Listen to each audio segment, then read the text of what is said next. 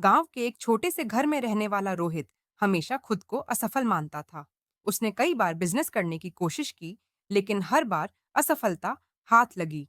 धीरे धीरे उसका आत्मविश्वास कम होने लगा और उसने मान लिया कि शायद वह सफल नहीं हो सकता।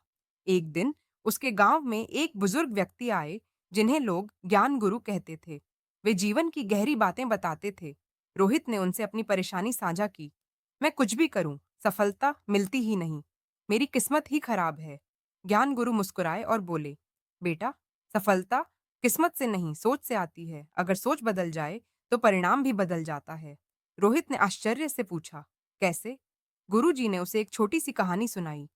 एक बार दो दोस्त रेगिस्तान में भटक गए। पहला दोस्त सोचने लगा, अब हम मर जाएंगे, यहाँ से निकलना नामुमकिन है। लेकिन दूसरा दोस्त बोला, अगर हम एक दिशा में लगातार चलते रहे, तो किसी न किसी जगह पहुंच ही जाएंगे। पहले दोस्त ने हार मान ली, लेकिन दूसरा दोस्त चलता रहा और अंत में उसे एक गांव मिल गया, जहां से उसने मदद मंगवाई और अपने दोस्त को बचा लिया।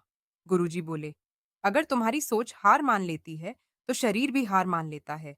लेकिन अगर सोचने का तरीका बदल दो, तो हालात बदल सकते हैं। रोहित ने उनसे पूछा, मैं अपनी सोच कैसे बदल सकता हूँ?